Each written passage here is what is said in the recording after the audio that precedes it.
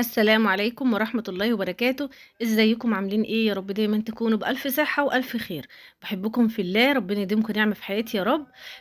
عمرة مقبولة لكل اللي ربنا كتب له عمرة السنة دي ان شاء الله، وربنا يكتبها للي ما لسه ما طلعش، والمشتاقين، وكل اللي نفسه يطلع عمرة ربنا يكتبها له يا رب، ويكتب لكم كده فوق ما بتتمنوا. ربنا يكتب لكم حج بيت الله الحرام عاجلا غير آجلا يا رب، اللهم امين.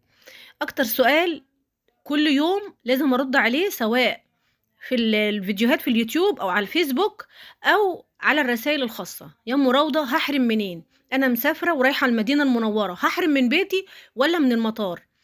فما تزهقوش مني اخواتي اللي متابعين القناة باستمرار وعارفين ان انا بعمل الفيديوهات او برد على السؤال ده بالذات، لان والله يا اخواتي من كتر ما بيتسأل لي، فانا حابة اخواتي الجداد اللي لسه داخلين القناة يسمعوا الفيديو ده. طيب مبدئيا كده، لو انت رايحة على المدينة المنورة انت مش هتحرمي ولا من البيت ولا من المطار، انت هتحرمي من ابيار علي، اللي هي بعد ما بتقضي ال5 ايام بتوعك او ال3 ايام بتوعك في المدينة المنورة وبتكوني متجهة الى مكة المكرمة. الاتوبيس بيقف عند ابيار علي، آه، اللي هو يقال عليه اسمه ابيار ذو الحليفة، وبتنزلي هناك. طب انا هغتسل فيه ولا مش هغتسل؟ اغتسلي من الفندق اللي في المدينة المنورة قبل ما تخرجي، والبسي اللبس اللي انت هتسافري بيه، لان هي سفر ما بين المدينة وما بين مكة حوالي 9 ساعات. فالبسي كده حاجة مريحة، مش حاجة ضيقة او حاجة تتعبك.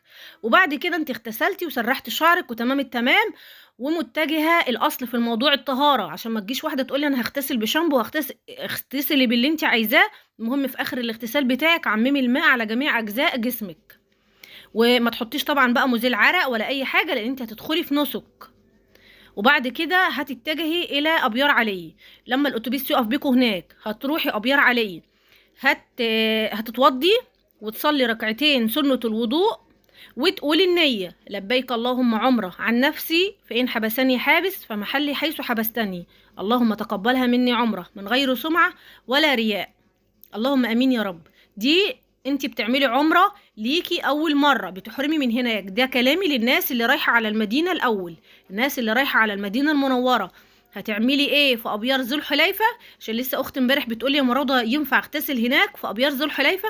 هو ينفع وفي دش هناك، بس يعني بتبقى دورات المياه طوابير، مش انت لوحدك او الاتوبيس بتاعك بس اللي هتلاقيه هناك، ده انت هتلاقي فتجنبا للخبط بقى على الباب، يعني كده كله بيستعجل عشان مواعيد الاتوبيسات وكده والرحلات.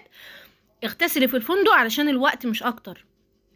اجهزي بس ان انت تدخلي دورة المياه، تتوضي وتروحي المصلى على طول تصلي، وبعد الصلاة تخرجي تقولي النية: لبيك اللهم عمرة عن نفسي، فإن حبسني حابس فمحلي حيث حبستني، اللهم تقبلها مني عمرة من غير سمعة ولا رياء، اللهم امين يا رب.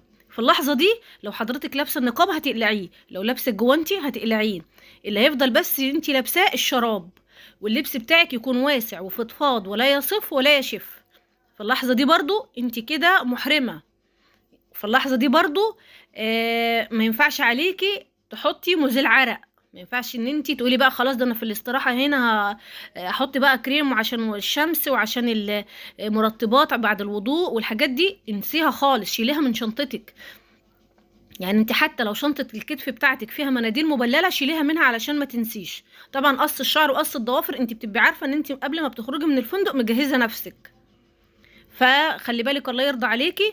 ممنوع ليكي ان انت تستخدمي ولا برفان ولا معطر ولا كريمات اللي هي واقي الشمس ولا كريمات مرطبة ولا الحاجات دي كلها، لان فيها عطور، داخل فيها عطور. ولا المناديل المبللة. انا بقولك الحاجات اللي هي ايه اللي بتستخدميها اليومية، الحاجات اللي هي مش مثلا الصبح وبالليل، لا الحاجات دي احنا ايه دايما كده النساء يعني بنحب النظافة شوية، فبتبقى في شنطة ايدينا، فخلي بالك الله يرضى عليكي.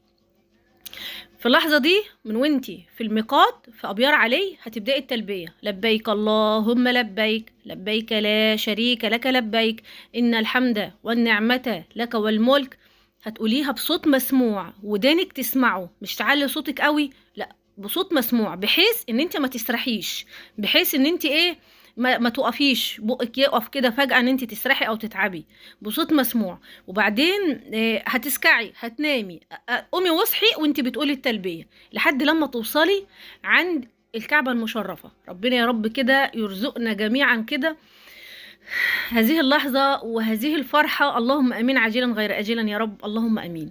طيب قبل ما ابدأ بقى في المناسك، هرجع تاني للناس اللي هي رايحة على مكة المكرمة على طول. انت في بيتك في بلدك، سواء هنتكلم على العامية ان احنا في مصر رايحين على مكة على طول.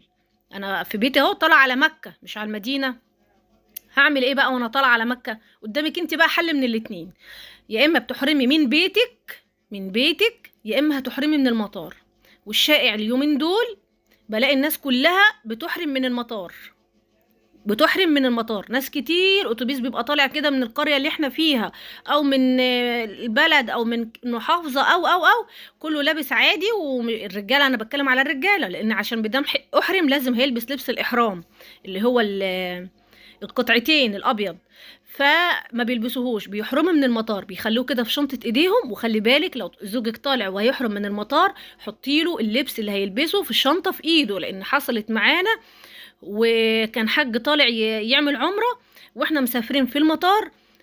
طبعا هو بيحضر الشنطة، حط اللبس في الشنطة الكبيرة، فبالتالي الشنطة الكبيرة على ما وصل لدورات المياه خلاص اتاخدت بقى على السير وراحت، خلاص هتتحط اتشحنت في بطن الطيارة. فجاء علشان يلبس اتفاجئ ان اللبس مش معاه، ان لبس الإحرام مش معاه. فبقى هو رايح على مكة مش رايح على المدينة. فكان في مشكلة جامدة جدا جدا جدا، وبقت الناس كلها عايزة تساعده. كل اللي معاه فوطة كبيرة او بشكير بقى يطلعوا كده ويلفوا لحد لما جمعوا له لبس. بس كان في موقف لا يحسد عليه. خلي بالك، وخلي بالك لو في رجالة بتتفرج عليا، لبس الإحرام لو هتحرم من المطار يكون في شنطة ايدك. وانت بتحضري شنطة زوجك او شنطة والدك او اخوكي، فكري اللي معاكي ان هم يحطوا لهم اللبس بتاعه في شنطة في ايده ياخدها معاه يلبسها في المطار. طيب ده بالنسبة لو اللبس. طب الإحرام قدامك برضو حل من الاتنين، وانا شايفة النساء عادي ان هي تحرم من البيت، لان يعني ان شاء الله باذن الله هتخلوا بالكم ان شاء الله باذن الله، وانت عندك وعي. انا مش مبطله كلام في العمره وفي المحظورات، فان شاء الله باذن الله ربنا يتم عليكم بخير ويتم عليكم عمرتكم بخير يا رب، ويتقبلها منكم يا رب، اللهم امين. فلو هتحرمي من البيت هتلبسي العادي بتاعك وهتغتسلي وتلبسي، وبعد كده هتقولي النية كأنك في الميقات بالظبط، وتصلي ركعتين بعد ما بتتوضي، تصلي ركعتين وتقولي لبيك اللهم عمرة عن نفسي، فإن حبسني حابس فمحلي حيث حبستني، اللهم تقبلها مني عمرة من غير سمعة ولا رياء. ده في بيتك بتسلمي على حبايبك وبتتجهي للمطار طول برضو الطريق وانت في التلبية. اللي ممنوع عليكي في الميقات ممنوع عليكي وانت خلاص بقى، ما هو الاتنين واحد، ميقاتك هو بيتك، واخده بالك؟ طب دلوقتي يا مراوده انا عايزه احرم من المطار، بالتالي اللي عملتيه في بيتك واللي عملتيه في الميقات هيتعمل تاني في المطار. هتتوضي في المطار وتصلي وتقولي النية في المطار برضو، وبرضو تقولي التلبية لحد لما توصلي هناك.